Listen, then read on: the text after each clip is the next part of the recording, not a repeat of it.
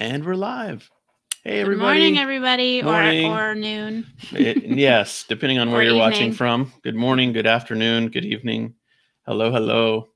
We're super excited to kick off day number 2 of the So Powerful Spring Summit.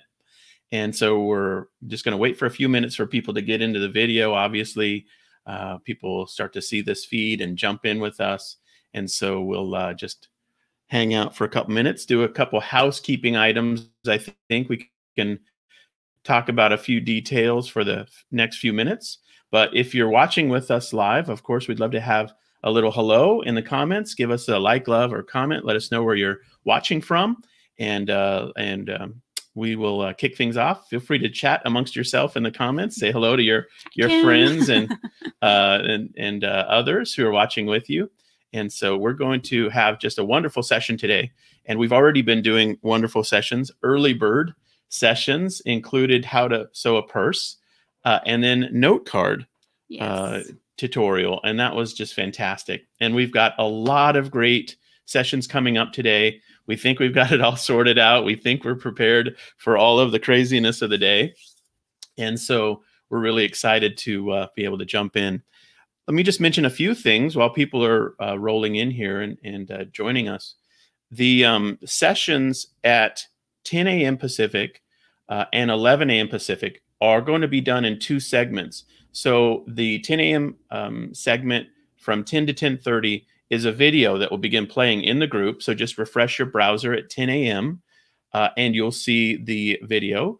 And that's the In the Hoop training that everybody's so excited about. Yay. And so then right after at it goes for like 25 minutes or something like that. And then at 10:30 Pacific time, we'll go live with Peggy, and she'll do the Q&A time and chat with everyone and have a good time that way. So that's the 10 a.m. segment. So it's 2 parts again. And so just refresh your browser like at 10:30, and then you'll see the live video kick off. And then at 11, there is the segment with Elizabeth Mittman, who's going to be teaching 3 unique techniques for making the purse flap of the purses. Awesome. Beautiful, awesome, amazing. Yeah. And so that segment will be similar. So the first 40 minutes of Elizabeth, or 35 minutes, is a video that will begin playing right at 11 a.m. Pacific. And then the live Q&A will start at 11:40 a.m. Pacific. And so just refresh your browser right at 11:40, and then you should see Elizabeth and I. And I don't know if you're going to join us for that one, if you can, but we'll be live, and Elizabeth will answer questions and talk about her techniques and all that kind of thing.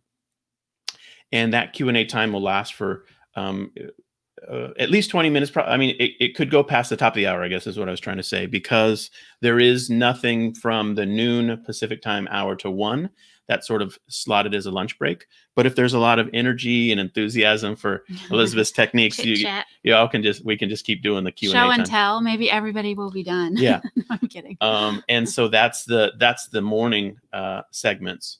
And then the segment at 1 p.m. Pacific will go as a live video. It'll start at 1, and we'll have that run for 2 full hours. So that'll go from 1 to 3, and that'll be with Sue Kirby, Jan Cancilla, and Dana Buck, and myself. And we're going to talk all about new job opportunities. And we'd love to have you join us for that. We've got some stuff you haven't heard of before and some new things. And sewing is not required for some of these things. So that's an interesting twist. And we're really excited about that segment. And then we have, at the end of the day, our 2 concluding keynotes. The Honorable Princess Kasune Zulu. She's a member of parliament in Zambia, so therefore the Honorable. And her name is Princess. Somebody has already asked, is she a princess? So her name's Princess. And she's just a wonderful friend. We've known her for like 20 years. And her story is gripping of HIV/AIDS advocacy, her own experience living positively with HIV, and how she's used her skills and vocational talents to serve. And her stories, I'm telling you, like just crazy interesting stories about what she did personally to advocate in Zambia for the issue of HIV/AIDS. And then the concluding keynote is Caroline Barnett, and hers will kick off right at 4 p.m. Pacific time. And so again, just refresh your browser if you don't see the video, but it should start right at 4 p.m. And it's going to be a wonderful session. If you're not familiar with Caroline Barnett and Matthew Barnett, they are the co-pastors, co-leaders of the Dream Center in Los Angeles, which is a ministry that is reaching over 50,000 people a week with program services, feeding and rehab programs and outreach programs of many varieties. And so she shares a lot of detail about how those started and how she used her gifts and callings and vocation to make a difference. And I just found her talk completely compelling. And I just felt like there was so much synergy between her heart and care for people and our own. And so I think you'll really get a ton out of that. So that's a little bit about what is to come today. That's a lot. I know, right? What a day. And so thank you again for joining us. We realize it's a long day and many people have to bounce in and out just to weave it into their life, but all of these will be available by replay. And so you'll be able to watch them at your convenience. And so thank you again for joining us live. If you are, again, feel free to leave a comment, say hello, say where you're from. We got Kelso, Washington, and Lacey, Washington. Oh, the Seattle area, Seattle, Tacoma area is representing. Yes. And beyond. And Spokane. Easton, Pennsylvania, Spokane, Washington, Central Iowa, California. So we've got people popping in here from all locations, and it's really fun. So let's break into our conversation of the morning, which is really a deep dive into what we're calling our Vision 2030. And we have a little a deck prepared. And so want to walk through some of that and really explain what we feel like the Lord is bringing together and is becoming clearer to us as our direction forward as a ministry as we grow. Because we continue to get questions like, are there enough purses for all the girls in Zambia yet? Or, like, are we done?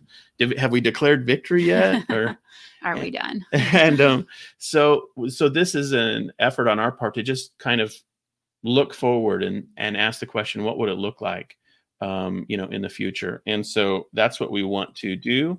So I'm just going to pull up the deck here and really give hopefully some good insight and clarity, and feel free to ask questions along the way. We'll do a Q&A time at the end of this as well. And see if I can make this work. Yeah, there we go. So we'll walk through the detail and then again, Q&A time at the end. So let's jump into it. So hopefully I can control this properly here. Yeah. So multitasking. The question is, what should So Powerful look like in 2030? And the board of directors and our leadership team have worked on this over this last winter, and has really resulted in some of this thinking and presentation. So by 2030, the goal is rather simple and rather clear. We just want to keep doing what we're doing. Go deeper. Go deeper. And it's like, if it's not broke, don't try to fix it. So how many schools could we serve by 2030? And the answer is, well, if it was possible for us to serve all of the schools in Zambia, then that's 3,800. Now, Catherine Compton made an interesting note yesterday, which was that, of course, does not include the informal schools where, someone in a village is sitting under a tree with the children, teaching them. And she's completely right. So you get the idea, though. The scope and scale of what we might try to achieve would be to serve something like 3,800 schools. And if we can position ourselves to do that, if we can get the organizational structure in place to put the pieces together and the system together to do that, then that's the intent of it. Will we actually serve all 3,800 schools? Well, of course, we don't know. But we'll try. But we'll try. And that's the idea is, the mechanism will be in place for us to try to do that.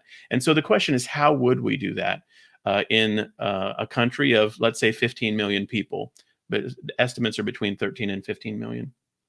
And so let's look through some of that. So if you're not familiar with the map of Zambia, there it is. So it's just north of Zimbabwe and Botswana and Mozambique. and to the north of Zambia is the DRC, Democratic Republic of Congo, Tanzania, and Angola. And so there are basically sort of three sections: central section and western and eastern. That little section in the middle people call the Copper Belt. So it's a zone that's very, very rich in natural resources. And so this is kind of what the lay of the land looks like. And so what we think makes a lot of sense is to simply have three regional areas that we would begin to invest into and operate in. And just roughly speaking, they're the western, the central, and eastern, as you can see in the map. And feel free to chime in here. Any thoughts or comments? I mean to monopolize, but you can see a couple things on this map. Obviously, Lusaka is the capital city of the country, and that's where we currently work. And Nombe Compound is a neighborhood in Lusaka. A big neighborhood. 150,000 person neighborhood Yes. in Lusaka. But there it is. You can kind of visually see sort of how it lays out on the map. And then you'll notice too that the green sections there, those represent the highest level of extreme poverty. And so we'll document a little bit of what that means in a moment. And so this is sort of what you see is the Western province areas. The Western frontier provinces are some of the most dire in terms of access to any kind of income. And then in the northeast section, Luapula province is documented by the World Health Organization, the United Nations, and agencies like that. And then there are several communities in Lusaka, including Nombe Compound, that are the poorest areas in the nation. And so this is sort of what it starts to look like. Now, you'll notice on this map, too, that the nations of Zimbabwe, Botswana, Namibia, Angola, they're all close by. In fact, you'll see Livingston down there in the bottom section, and how close it is to the border of Zimbabwe, Botswana, Namibia, and Angola. Sorry, it's a No, I'm laughing because it's very close. When you get down in there, you can literally like kind of stand in all places. Well, if you had 4 feet, but you can, you know, kind of step on all of them at the same time. Yeah, and we've done that. In fact, we accidentally were standing in the wrong country one time. Yes, I think it was Karen Loke who might be watching. She just was looking, and we had got across. We were going to go into Botswana. And she was across some water. Yes. And she was just standing there close to where we were all standing. And then someone said, "Hey, you got to get out of there." That's maybe it wasn't her, but it was somebody on our trip. If it wasn't her, but anyway, yeah, it was. You're in another country over there. It was not too serious, but it could have been. Yes. And so you get the idea. And then and obviously, like Harare, Zimbabwe, is the capital, is not far from Livingston. And so that's the lay of the land. So what else do we have here? Okay, so the most extreme poverty in Zambia is represented by those two red areas. And they are areas of intense poverty. And so I'll talk about what that looks like. Lukulu in Shingombo, that's like a zoom in. So if I zoom in on the Western province, then those two boxes there are the ones that we're talking about, Lukulu and Shingombo, the poorest of the poor. Now, as it happens, I mentioned yesterday, many of you might have heard in the presentation that we actually met the member of parliament for Shingombo year and a half ago, and he asked us with passion to come and help bring the So Powerful Purse program to his communities. It is very, very rural. I mean, just think like off-grid, intense off-grid living, village life, and no paved roads, and then you go, well, there's paved roads, and then if you go off them, you'll go for hours and hours and hours and hours into some of the small villages area. And so what does it mean for these to be the most extreme, income poverty situations? So Lukulu, 97% of the people there live on below $1.90 a day. And so in essence, it's almost as if it's a non-cash living situation. And so that's what is classified as extreme poverty, is less than, in essence, like $2 a day. but many of those, community members, the village members, just wouldn't have cash in a practical way. And then as it relates to education, 68% of Shingombo has a population with no educational background at all. They've never gone to primary school at all. And so this is a circumstance in those communities. And so when we started to pray about and talk about and met with Mubika, we started to ask the question, what is our intent and goal for our service in Zambia? And in a lot of ways, it has been based in Lusaka, but as Esther and I talked about the other day, it just makes sense to start to ask the question, can we begin to expand the program? So Livingston, as you can see on the map, gets us a lot closer to the Western provinces. And so the Livingston location is a central idea for that reason, because it gets us like physically closer to the Western provinces. Yeah, I was just going to add, I think it just tugs at our heartstrings when you hear of the places that nobody wants to go, or that people don't go. And, his comments to us when we met him were just, we're so far out here, people don't come out, like the missionaries or, the organizations don't Nobody come out goes here. out there. And we heard that after we had been working in Nombe, and it's just kind of like, I think then, that sort of just pushes us on, motivates us to go to those places that nobody wants to go, and, just help where we can help. Yeah, just to clarify, we heard people say, missionaries and other people, we don't go into Nombe compound in Lusaka. And there was something. They were missionaries in Lusaka for 30 years. They never even gone in there. Too scary or too confusing, too hard, sort of generalizations. And so I think the burden on our heart is, where are the most extreme poverty situations, and how can our program address those? And that is two very different contexts. One is intense slum, compounds or communities that are urban, and the other one is really, really rural. And so and I'm not saying anything unkind, but I'm just saying most aid agencies or Christian ministries or something like that will go to the most simple place to get to, which is not the slum, and it's not the super rural place either. And that's, in essence, what you see happening here is services and ministries and that kind of thing don't go to these incredibly difficult places to get to. And so the burden on our heart is, how could we build a program that actually does a great job working in the inner city, urban slum context for job creation, and then works really well to work through the school systems in the real rural areas to help girls get better access to education. And so that's the dynamic we're putting together. Okay, so let's keep going. So a bit more information. So population with no access to sanitation facilities. So in essence, can we talk about poo? We already did. In essence, what happens is, like, in a super rural context, there is no like outhouse. It's just go to the bathroom. Like, and I've worked in those communities before where the family they'll say, we go to the bathroom over that way.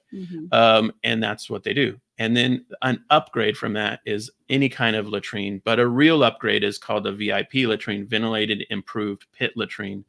And those are like those are upgrades. Upgrade, yeah. And then beyond that, it would be anything indoor plumbing or things like that would be a luxury in those really rural contexts.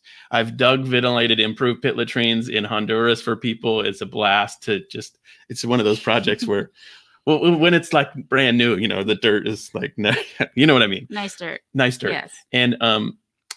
And so this is the context. So this is what it means when it says population with no access to sanitation facilities. And in Shingombo, it's 89% of the people.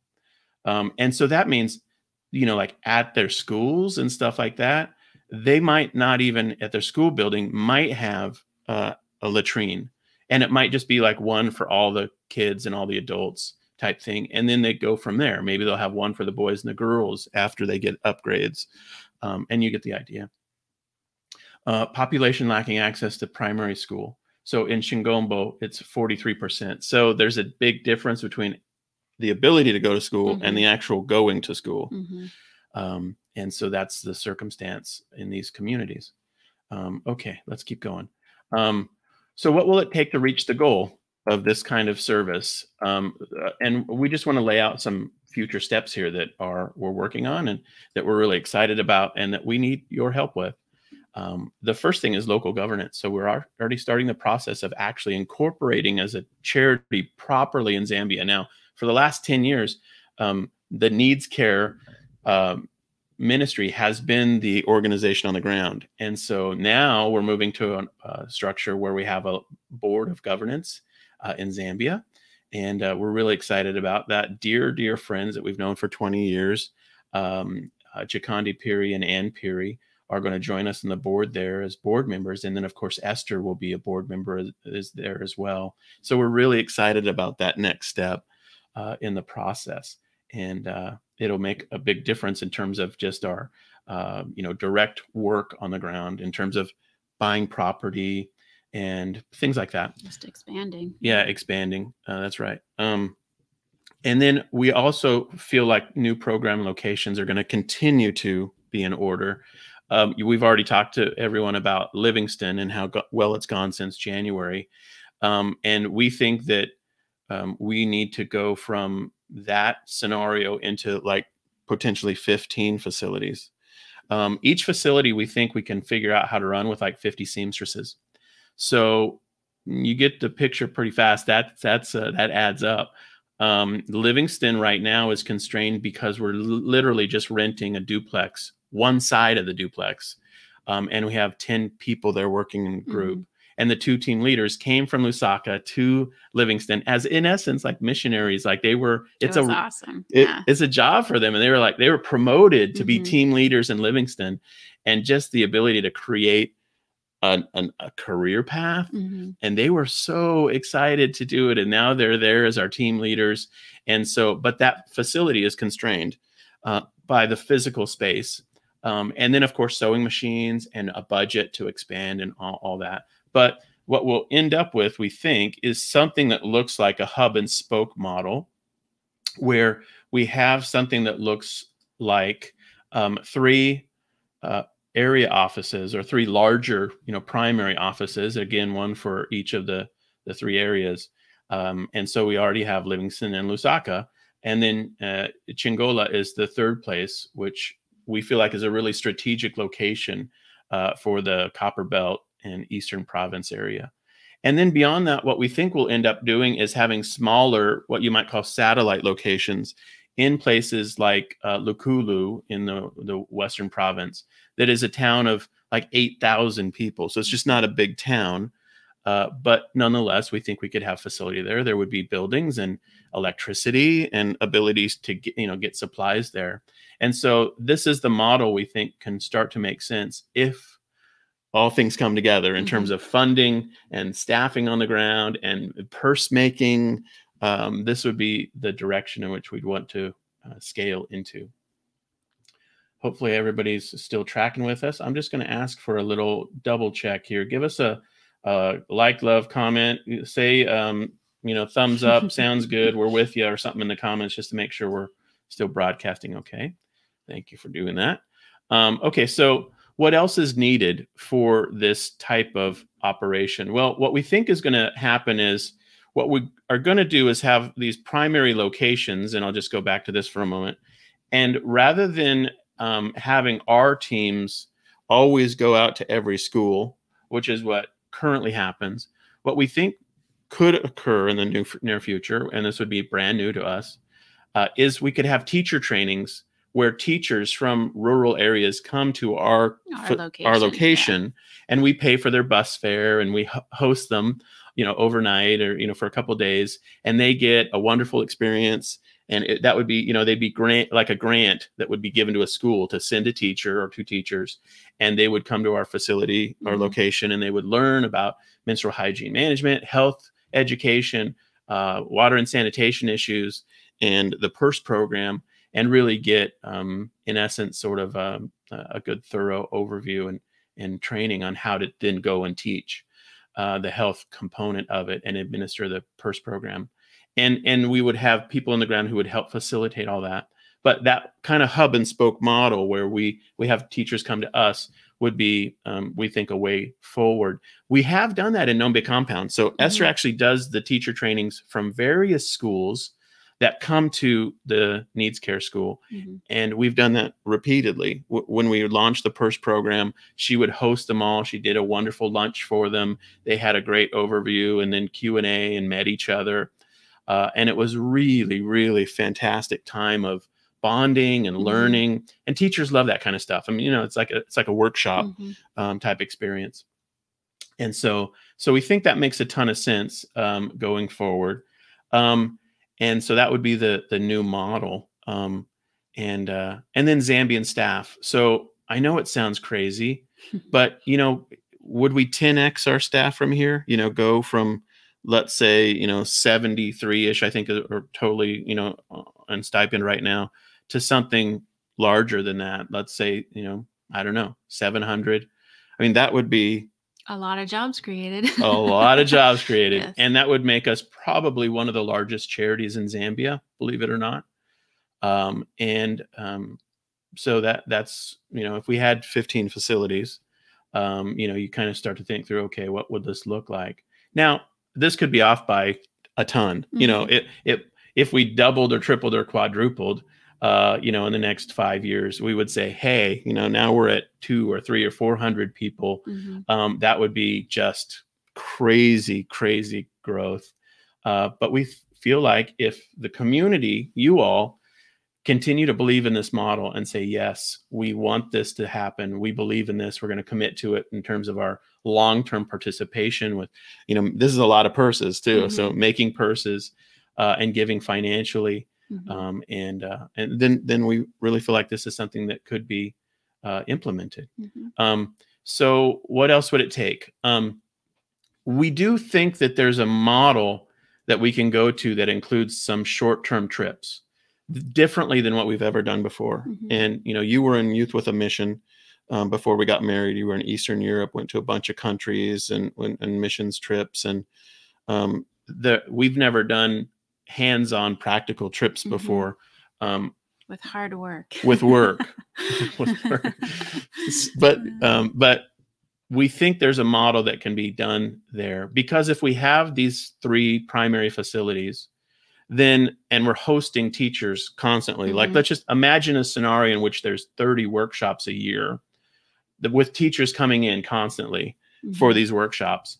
Could Americans or Westerners be there to, you know, serve and not lead, serve, and help with the facility and then help in other ways. Also, you know, just additional sort of vocational trainings, you know, people that have expertise or education backgrounds that could come and work with the teachers, you know, in ways like that as well. Not just on the serving part, but it just opens up a lot of opportunity and for different types of training and service. Yeah, absolutely. And so, on the deck here, educators, subject matter experts, hosts, and team leaders, media people, you know, video, photography, people who would collect stories. People have asked us just even yesterday questions about the data analytics, like how many of this, how many of that, like what exactly happens. And there are a lot of people in our community who have a compelling psychological need for facts. Like, what are the facts? But facts take somebody collecting the facts. And we know that our program is working well, but there's a lot of work that could be done just by people who have a background in statistical research, anthropology, you know, those types of vocational trade skills. And so all that to say, this is something we've never done before, but there's huge opportunity, we think, for this.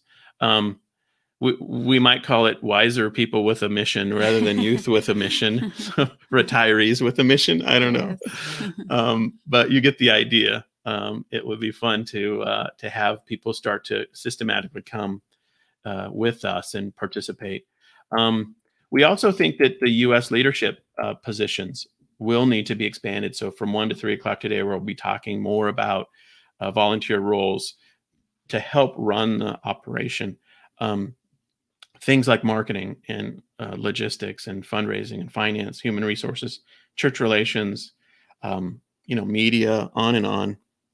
It's a huge opportunity for people to step into new roles that are what you might call, professional career roles, except we don't pay you any money.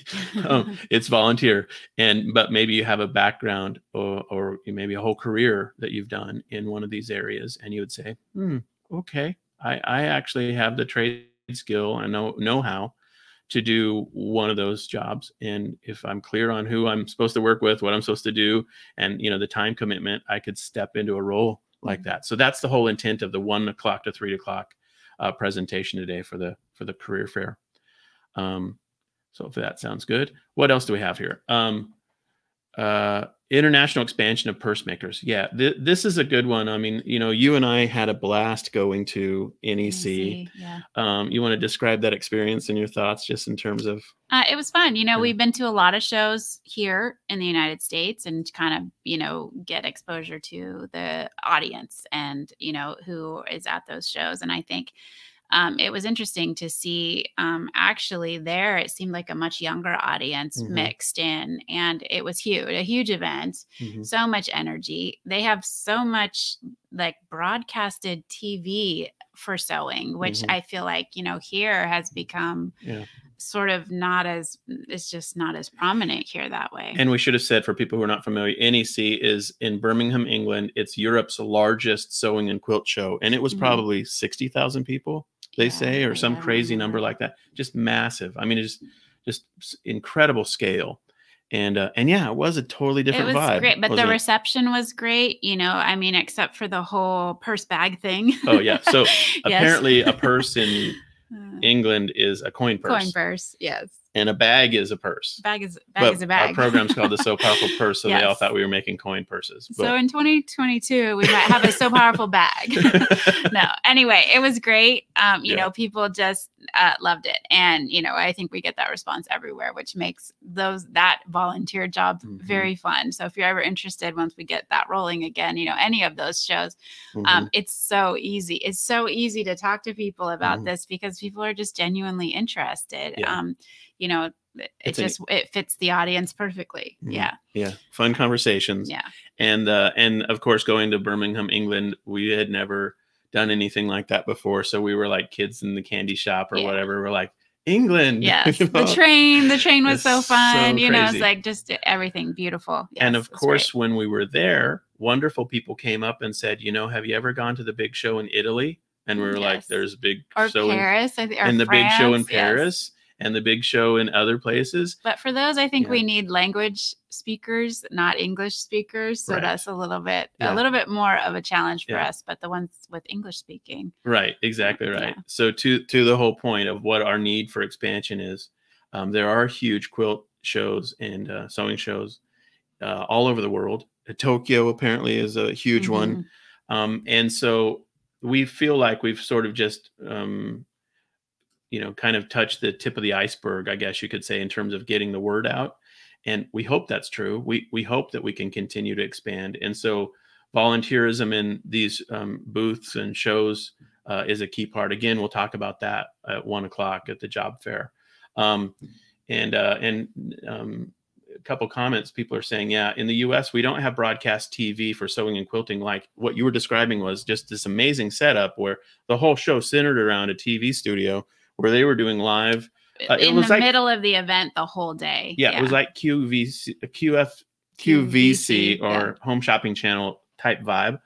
And but apparently Sandy, the wonderful coordinator who helped us set up the booth there and helped us figure it all out and is the purse collector in the UK. She said there's like 2 or 3 channels that just broadcast sewing all day long that they love to watch. And it's quite a thing there.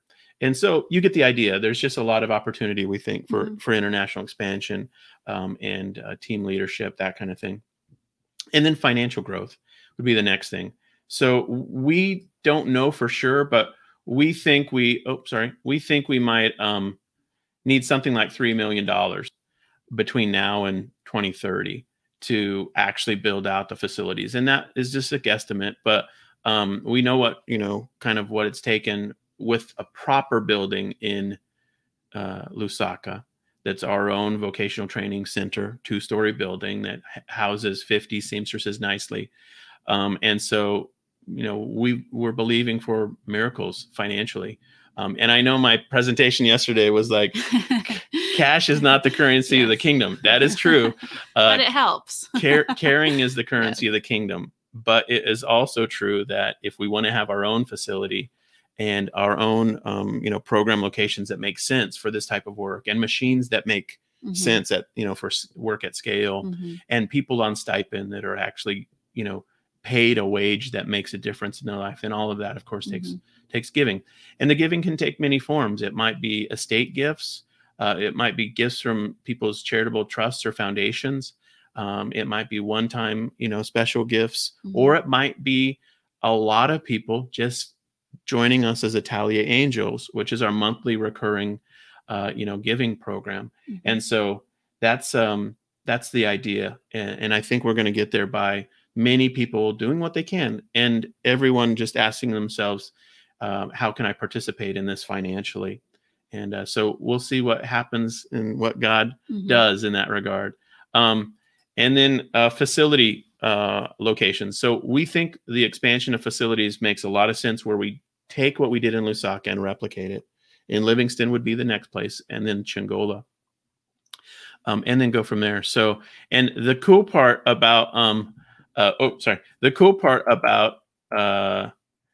the location in Livingston is actually, Livingston is a really popular tourist destination.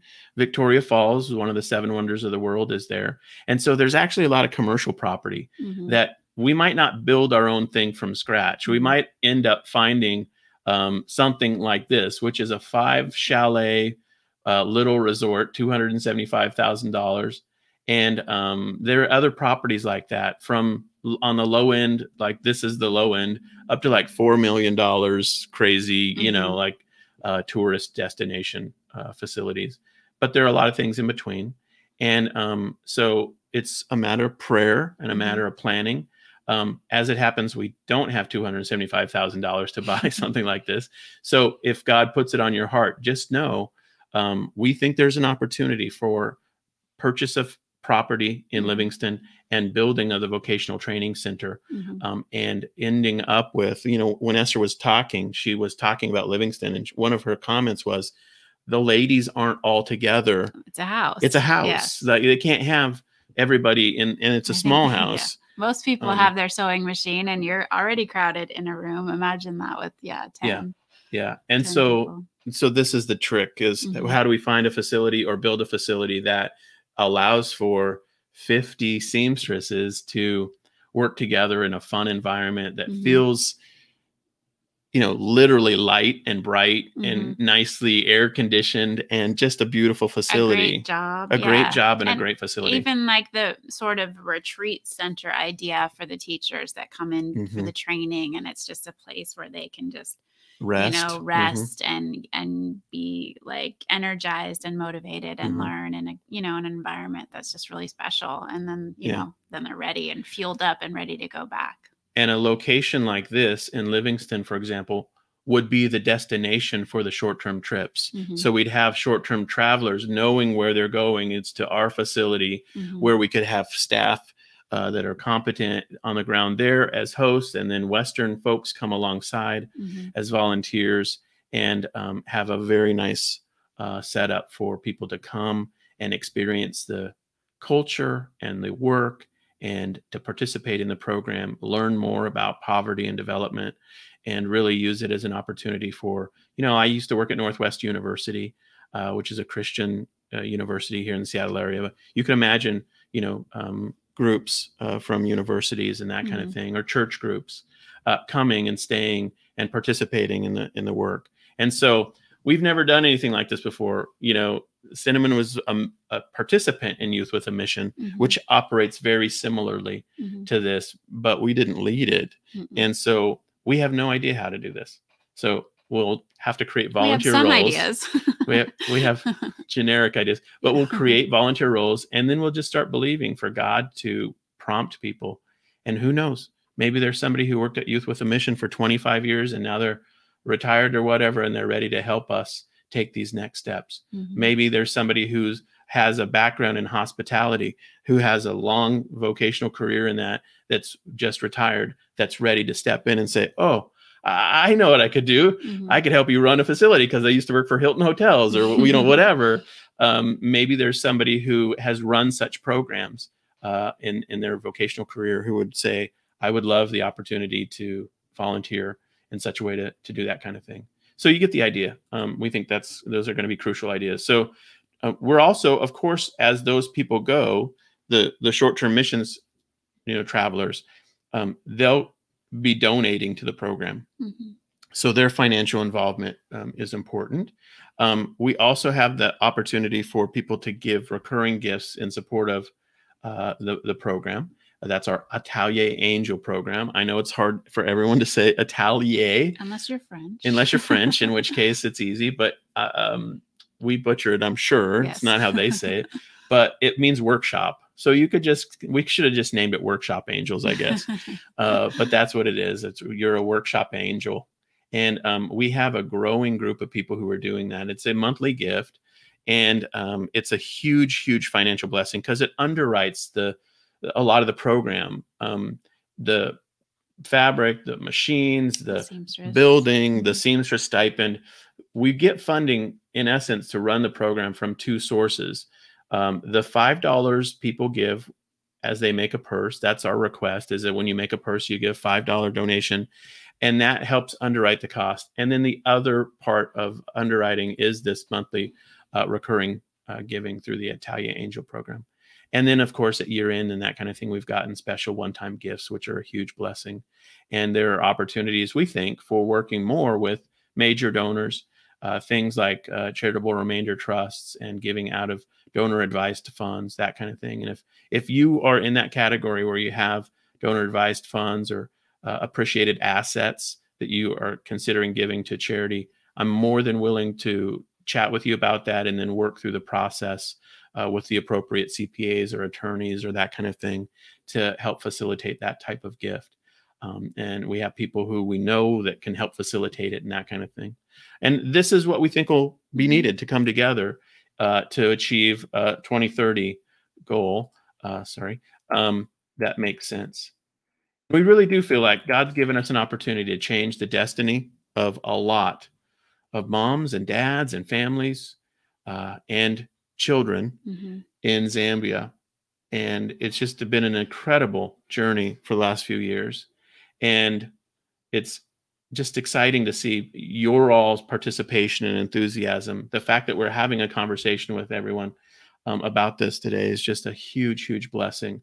And so those are the 2030 visions, and hopefully that makes sense. Happy to entertain questions in the group. If you have questions, feel free to pop them in right underneath this video, and we will we'll do a Q&A time. So any reflections on the presentation or thoughts that you wanted to? It's just exciting, I think, to see how much things have grown and evolved since the beginning of all of this. It's just the first trip and come back with a simple idea, or just, that tug on your heart to support Esther and, just work through the details the whole time, and just, go from a small program and, little ideas that we get feedback or input from different people. And, the purse program is born, and then it explodes, with so many volunteers coming in and really kind of joining us, and it just fueled it. And it's just been exciting. So I'm excited. I think it's a lot. It's a lot of big numbers, and big ideas, but Jason has big ideas. Yes. No, this is honestly, I would say, well, I'm just trying to play it forward in my mind. Like, well, what would it look like if we continue to grow? at the rate we're going. And who knows if we will or not. We, you know, the purse volume, the volume of purses we've received in the last 5 years has just been a crazy growth trajectory. Will it continue? We have no idea. But if it does continue to scale, then the question is, what does appropriate stewardship look like on the ground in Zambia? And that's, I think, just trying to think that through, and it's an important set of conversations. And of course, the first conversation was with Esther, and you heard a little bit about that when she was talking, and it was interesting, you know, to co-create this. In fact, when I first talked to her about next steps, and we talked about Livingston, I said, well, maybe we should make a plan for how to reach the area around Livingston. And then she came back, actually, we should make a plan to reach the Copper Belt too. So we need a plan for the whole country. Yes, so I should have said Esther has big ideas. Yeah, of course. Yeah, and it's really fun. And so it's totally been co-created. And of course, it's their ministry on the ground. Her team leadership and the team that she's growing is just getting stronger and stronger. So it's just been really fun. Okay, final call for questions. Happy to answer any that are popped in here. Yeah, big ideas and a big, big God. Amen. Yeah, totally agree. And it sounds exciting, not crazy. Oh, good to know. Anita doesn't think it sounds crazy. And so, yeah, it's an honor to be able to share the ideas and the vision. So please do us a huge favor. Pray with us and think through how God might use you to participate. And prayer, purse making, financial giving, even potentially going in the future would all be things we'd love to have you, really meditate on and think about. Kim asked, how do you deal with the language differences? It's a great question. So there are actually a lot of languages in Zambia, like 12 or 15, and Esther knows a lot of them. I think she knows like over 10 or 12 languages. The primary language in the capital area is called Nanja. And then when you go outside of Zambia, outside of Lusaka, they call it Deep Nanja. So there's Town Nanja and Deep Nanja. Town Nanja means it's what the city folks use as their local dialect. And then Deep Nanja is what they use in the villages. And so, but as a formal colonial country, British colonial country, English was, kind of an orientation language for a long, long time in their past. And so most schools, English is immediately taught. It's the language, that's the second language for them. But all of the school and like church and that kind of thing, many, formal things all happen in English. So most people are bilingual with Nanja and English. And then also many other local dialects. Frequently it's, they'll know 3, 4, 5, 6, 7 different dialects. And so our work on the ground has always been done in collaboration and partnership with Esther and her team. And even some of the seamstresses are really, they know English, but they're shy about speaking English. Which I think is the same for anybody who's learning a language. Yeah. And so that's sort of the process, but hopefully that helps a little bit. Yeah. It's one of those things where after you start to learn the phrases in Nanja, it's kind of fun to be able to explore using it. I can't more than just a few simple Mokabwanji. Good morning, I think. And a few little ideas like that. But it is in essence something that's been become familiar to us and we've learned to work through. And so it's been fun to be on that journey. And there are books that explain Nanja. And even in Google, you can Google stuff for phrases in Nanja. It's spelled like Nyanja. So Nyanja, Nya is the spelling at the front. Okay, so another commentary. We build a guest house on site at our school in Ethiopia with a large center room to be sewing workroom once we get electricity. Owning your own property that could generate tourist income on the side is an excellent idea. I think that's Tori Maybe probably Tori. who said that. Yeah. So we feel like it is really an opportunity. It's everybody always operates with what you might call motivated self-interest at some level. And the fact that Livingston is in, on the edge of the Victoria Falls, and it is a 7/1 of the world, and many people just have in their heart, I've always wanted to go to Africa. Mm-hmm. I've always wanted to see elephants and, rhinos and hippos. We get it. I mean, that's that's not a sin, to say that. It's not wrong. I mean, many people will just, have a passion for that kind of thing. And so having a facility in Livingston, we think could make a ton of sense for people who want to come as, as a short-term volunteer from a couple weeks to 3 months or something like that, and help support the program there. And so anyway, thank you, Tori, for that. Great. What else? Anything else for the good of the order? Feel free to pop in any last questions, but I think we're doing well timing wise here. We're going to wrap up just momentarily on this. And then of course, at the 10 o'clock hour, we'll have the In the Hoop video training kickoff. And then a live conversation with Peggy at 10:30. So take notes, get your questions written down. Get your, is the hoop on the embroidery machine? Wait, I don't even know what this is. Yes, first question, machine? Do I need an embroidery machine? You don't to watch the video, but you might want one after. Are there any baby lock dealers in the house or whoever? No, just kidding. Okay, so we'll conclude this session, and then we will see you all later today. I'll be back on at 10:30 with Peggy. I don't know, you might be, we'll see. And then we'll go from there throughout the rest of the day. So thanks everybody for participating. It's an honor. Give us a like, love, comment underneath this video. If you're watching by replay, we're happy to monitor the comments, and we're happy to answer any questions that come in. And thank you. Yeah. Appreciate your co-presentation here. Awesome. Bye, guys. Okay, bye, everyone.